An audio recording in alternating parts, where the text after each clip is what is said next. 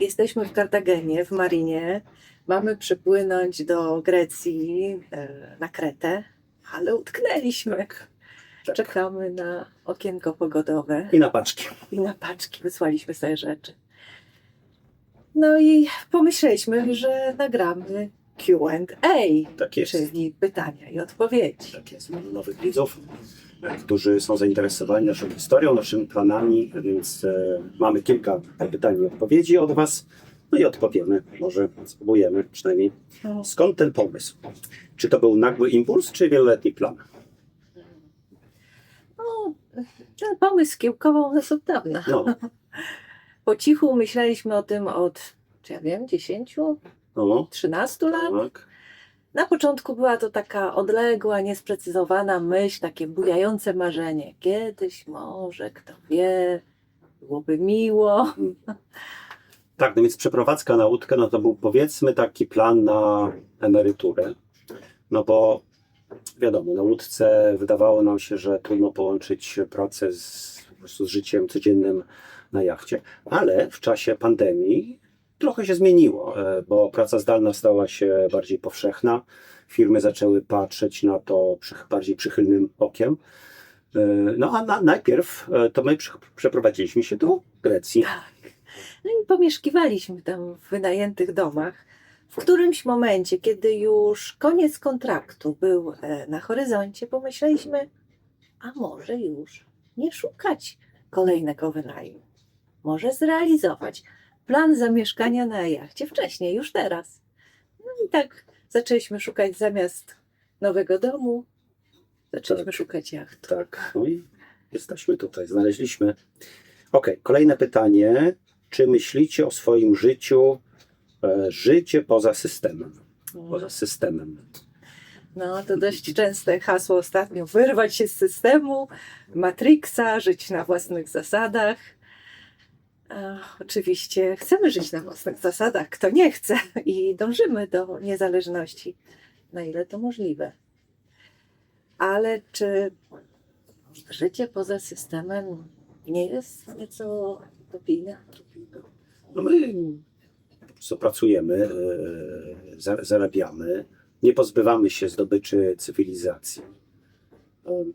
Nie zamykamy się w swoim świecie. Żyjemy po prostu wśród ludzi w społeczeństwie i tyle, tak? Dobra. Kolejne pytanie. Jak będziecie zarabiać, tak? Prowadzić rejsy, czy żyć z oszczędności? Takie pytanie. No, więc cóż, no nie możemy sobie pozwolić na życie z oszczędności. A ja będę pracował, tak jak pracowałem do tej pory. Tam potem pokażę, jak mam miejsce zorganizowane, komputerek, ekran. No ja oprócz tego, co mogę robić zdalnie, pisania, zajmowałam się ostatnio naszymi studiami Ilias Inero w Hani, które latem wynajmujemy turystom. Tam zajmowałam się wszystkim, od spraw gospodarczych, przez organizacyjne, po reklamę, prowadzenie rezerwacji. No teraz nie będę mogła tego No robić. częściowo, tak będziesz mogła, no tak. No tak, co się da zdalnie oczywiście, ale na miejscu jest świetna dziewczyna Maja i ona będzie zarządzać Ilias Inero. Jeśli wybieracie się do Hani, zapraszamy oczywiście. Maja się Wami wspaniale zaopiekuje. No, część osób pyta się, czy będziemy organizować rejsy i zapraszać Was, widzów. Więc wydaje mi się, że tak i coś zorganizujemy, ale pewnie nie będzie to zbyt często, prawda? No dobrze. Następny. Co na to rodzina i znajomi? Wspierają Was, czy pukają się w czoło? Takie pytanie było? No. Okej. Nie no, bliscy nas wspierają. Wiedzą o naszej pasji, zwłaszcza, że trwa ona od lat. No, niektórzy przyjaciele się dziwią, mówią, o ja bym tak nie mógł, nie mogła, to zbyt szalone. Nie chciałbym żyć w takiej ciasnocie, czy... No ale szanują nasz wybór. Bardzo to doceniamy i dziękujemy bliskim za wsparcie. Dziękujemy. Dobrze, to mamy pytanie tak. Czy nie boicie się zmiany, tego, że ciasno na wodzie, bez stałego adresu? No więc co, no chyba Nie, no wyjdzie w praniu wszystko, wiele rzeczy nie przewidzimy. No, liczymy się z tym, że nie wszystko będzie według naszych oczekiwań, prawda? No ale chyba nie boimy się, chyba się nie boimy, co? Nie. Raczej patrzymy na to z ekscytacją, bo to wielka przygoda, a z przygodą zawsze wiąże się niepewność. No jest niepewność. Mhm. Czy na jachcie da się żyć normalnie? Gotowanie, higiena i tak dalej. Co? No tak, jacht to taki mały dom, No, malutki, no powiedzmy 30 kilka może metrów kwadratowych w sumie by się uzbierało. Może jak zliczyć jeszcze kokpit, to może ponad 40 by było. Ale jest kuchnia, salon, pokoje, są łazienki, tak? taras i basen. Basen. Nazywamy jacht willą z basenem, ale chyba poprawniej byłoby powiedzieć, że to basen z willą. Tak jest, tak jest, tak jest. No dobrze, więc No co jeszcze więcej? przechowywanie. Przechowywanie. Przechowywanie to jest Tak, problem, przechowywanie. no bo się Mhm. nazbierało tych przedmiotów. Tak. Każdy z nas ma pełne No właśnie, domy. więc troszkę odchudziliśmy nasze zapasy, troszkę żeśmy poddawali rzeczy. Mamy też schowek w Iliosinero, gdzie mogliśmy pewne rzeczy umieścić. No i po prostu nastawiamy się na minimalizm. No, co może nie być łatwe. Mnie się czasem oko zawiesza na witrynie sklepowej, ale nic. No. Ty sobie złożyłeś mniejszy komputer, Mniejszy prawda? komputer, tak, no bo użyłam PC-ta do edytowania filmów, ale no budowa, którą miałem, no to ona była powiedzmy gdzieś taka, więc nie mieściła się na jachcie, musiałem coś z tym zrobić. Kupiłem mniejszą płytę, micro ATX, mniejszy zasilacz, no, mniejszą budowę, no i złożyłem, to będzie coś takiego, więc, więc myślę, że się zmieści, no wiem, że się zmieści. Czy macie backup na lądzie? Mieszkanie, gdzie możecie wrócić? No tak, mamy w Hani Iliosinero, więc gdyby była taka potrzeba, zawsze możemy tam zamieszkać. No zwłaszcza zimą jest taka opcja. Mhm. No i tak planujemy mieszkać w No. zasadzie zimą. A czego będzie Wam najbardziej brakować z życia na lądzie? No ja nie wiem w zasadzie. Nie wiem. Myślę, że to się okaże. Na pewno coś będzie, ale w tej chwili nie mam pomysłu. No. Myślę, że za jakiś czas powiem na pewno. No, pewnie można czasem się poczuć zmęczonym brakiem przestrzeni, ale no nie wiem, nie wydaje mi się, żeby to było decydujące. Może brakować takich małych, codziennych wygód, no ale nasz jacht jest dość spory. Planujemy tutaj, nie wiem, pralkę i różne udogodnienia. O, właśnie pralki może Prowadzić. właśnie będzie. Zmywarki nie mamy. O, zmywarki. Tak, tak, tego mi będzie brakowało. Tak. Mieliśmy przez rok, mieszkaliśmy w wynajętym domu bez zmywarki. No to tak sobie myślałam, że no tak chciałam uprościć sobie życie, ale nie aż tak. No ale nic, damy jakoś radę. się do tego przystosujemy. Damy radę. Dobrze. Mnie może brakować porannych spacerów, bo ja lubię wychodzić sobie rano, wstać o 5:00 i wyjść gdzieś tam, poszwendać się z godzinkę, jak się zaczyna życie dopiero, no ale tak może być czasem trudno. No i kolejne pytanie. Macie koty? Mamy. 2. No jak to będzie z tymi kotami? Co? No właśnie, no. To jest nasz największy niepokój. My nie wiemy, jak koty odnajdą się na jachcie. Tak. No, różne są koty, różnie. No właśnie. Nie wiemy. Nie były nigdy. No, na Krecie jest bardzo dużo kotów, no i te dwa nam się po prostu znalazły, przyszły i zostały. Mieliśmy 3, ale kotka zmarła i zostały 2 chłopaki, Artemis i Rudy. Tak, czyli czarny i rudy i czarny, czyli Artemis należy w zasadzie do Zosi, do naszej córki, ale na razie jest u nas, no może go zabierze ze sobą. Ona wynajmuje mieszkanie, więc musi znaleźć takie, którego właściciel zgodzi się po prostu na kota, no ale taki jest plan. No i wydaje mi się, że Artemisowi to może być trudno na jachcie, bo to jest taki wałęsający się kot, bym powiedział. Po prostu ciągle lubi łazić po ulicach, Krzakach. krzakach i tak dalej. A na wodzie krzaków nie ma. A Rudy z kolei jest kanapowcem, także jego droga to jest od miski do kanapy i z powrotem, więc myślę, że będzie. No tak, no musimy je po prostu wziąć i zobaczymy. Należą do rodziny. Będą z nami. Jedną przeprowadzkę mają ze sobą i wtedy Rudy nie wyszedł No i pod tak, szafy przez 3 dni. Tak było różnie, tak. Także pewnie tym razem też to będzie dla nich spory stres. No dobrze, a co z bezpieczeństwem? Czy żeglowanie jest bezpieczne? Padło pytanie. No więc oczywiście morze wymaga pokory. Trzeba być uważnym, dostosowywać się do pogody, tak jak my teraz i czekamy na okienko, dbać o sprzęt, bo awaria na wodzie może się po prostu źle skończyć. Opowiadaliśmy już o tym, jak uległ katastrofie nasz jacht, na którego pokładzie była inna załoga.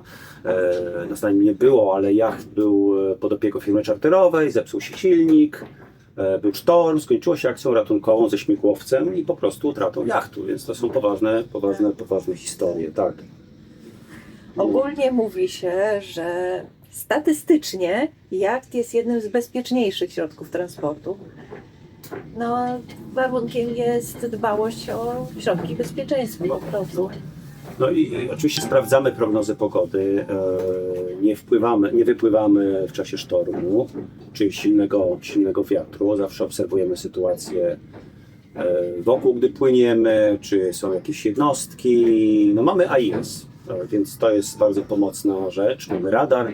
Mamy też dobrą kotwicę, taką 33 kg Rockna, 100 metrów łańcucha, mamy nowe olinowanie stałe, więc wydaje nam się, że przegląd silnika właśnie zrobiony, więc wydaje nam się, że jesteśmy przygotowani. Ja mam hopla na punkcie obserwacji. Ludziom śnią się koszmary, że przed czymś uciekają, spadają. A ja mam koszmary, że siedzimy pod pokładem i z jakiegoś powodu nie wyglądamy na zewnątrz, a jacht sobie płynie swobodnie. Naprawdę, o Jezu, to jest mój największy koszmar. Okej, No. no dobra. Dobrze, no to kolejne pytanie. No. Czy życie na jachcie jest tańsze niż w mieszkaniu? I ile kosztuje utrzymanie takiej jednostki w skali roku? O, teoretycznie to jacht jest bezkosztowy. No, w tym sensie, że wiatr jest za darmo, a to wiatr wprawia go w ruch, no ale to tylko teoretycznie. Czasem trzeba używać silnika, więc paliwo. Na jachcie jest mnóstwo urządzeń, które mogą się zepsuć. A jak coś się może zepsuć, to prędzej czy później się zepsuje. No, przyjechaliśmy tutaj kilka dni temu, już z 7 czy 8 różnego rodzaju elementów musiałem naprawiać, bo już coś się zepsuło, stojąc w porcie, tak? Więc Tak. okej. No ale wracając do pytania, to koszt utrzymania jachtu, to się mówi, że to jest zwykle 10% albo nawet może 20% wartości jachtu. Bo główne koszty to jest oczywiście marina, bo jacht trzeba gdzieś trzymać, jest ubezpieczenie, są płaty za przeglądy, są podatki, prawda, i tak dalej. Jest konserwacja, więc serwis silnika, antyfouling, kadłub, takielunek, no wszystko można sobie wyobrazić. Serwis instalacji elektrycznej, wodnej, gazowej i tak dalej. Więc to jest mnóstwo rzeczy, które wchodzą po prostu w skład tego 10 czy 20%. A jak rozwiązujecie kwestię prądu, wody i internetu? Tak. No więc mamy panel fotowoltaiczny, mamy pojemne akumulatory, możemy sobie też zasilać z lądu, a woda, no to mamy 3 zbiorniki, które są no, dość spore w zasadzie. Pamiętam ile teraz dokładnie ile mają litrów, no ale są 3. Myślę, że około 700-800. Wodę możemy sobie uzupełnić w porcie. No i po prostu trzeba oszczędzać, tak, tą wodę. No a internet, no to używamy Starlinka, czyli to jest takie stabilne i to łącze jest stabilne nawet z daleka od brzegu. Mamy pakiet roaming taki, którym po prostu Starlink nie jest przypisany do jednego miejsca, tylko można się poruszać. To jest około 40 euro z limitem 100 GB albo 90 euro po prostu bez limitu i to my taki teraz mamy. Więc tak wyglądają koszty. Jaki jest Wasz ostateczny cel? Rejs dookoła świata, czy po prostu powolne życie? No, na pewno marzymy o dalekich podróżach i w przyszłości popłyniemy na Karaiby, może dookoła świata, no, ale to w przyszłości. No tak. No ale na razie to będziemy pływać koło Grecji, Morze Śródziemne i tak dalej, prawda? To jest taki nasz cel. No dobrze. Dlaczego zdecydowaliście się zmienić nazwę z Sycomoro na Tak płyniemy? Czy nie boicie się żeglarskich przesądów związanych ze zmianą nazwy jachtu? No, mamy kanał na YouTubie, media społecznościowe. Teraz w ogóle jest dla nas czas wielkiej zmiany, nowe logo, przerabiamy stronę. No i jacht jest częścią tego wszystkiego. Chcieliśmy, żeby nazwa jachtu była spójna z nami i z tym wszystkim, co robimy. Ale wieje. No a poza tym nazwa Sycomoro tak się kojarzyła nie najlepiej w zasadzie. Tak Syco, Moro, jakoś no, coś, no. coś nam nie pasowało. Od początku myśleliśmy nazwie, o nazwie tak. Tak płyniemy, choć oczywiście mieliśmy wątpliwości, pytaliśmy się też Was, padło mnóstwo świetnych pomysłów. Tak, bo ktoś podrzucił. Mnie się najbardziej podobał pomysł Pantarej, czyli wszystko płynie. Świetnie pasuje. I jeszcze był pomysł Magnes. Marcin, Agnieszka, Agnes, czyli Magnes. To też było fajne. No ale A przesądy? przesądy. No są. Trzeba odczarować. Na przykład trzeba usunąć z pokładu wszystkie elementy związane ze starą nazwą. Mamy poduszki podpisane Sycomoro, no i one muszą odejść. Ale o tym opowiemy w kolejnym odcinku. Jeśli macie jeszcze jakieś pytania do nas, podrzucajcie nam. Będziemy je zbierać i za jakiś czas nagramy kolejne Q&A, czyli pytania i odpowiedzi. No i bardzo Wam dziękujemy za te pytania. Pojawia się dużo na Facebooku, pojawia się dużo na YouTubie. Staramy się na wszystkie odpowiadać. I wydaje mi się, że taki właśnie jest, że chyba nie ma pytań, Tak, na które jeżeli to nie odpowiedzieliśmy. Musieliśmy przegapić najwyżej Tak, niecelowo. Tak, Tak, ale więc, więc zapraszamy do komentowania i zadawania pytań. To chyba tyle na razie. No i do zobaczenia już nie z portu, nie z mariny, tylko następnym razem już będziemy nadawać z wody. Bo będzie w końcu chyba to okienko. Będzie. W sobotę rano chyba. Cześć.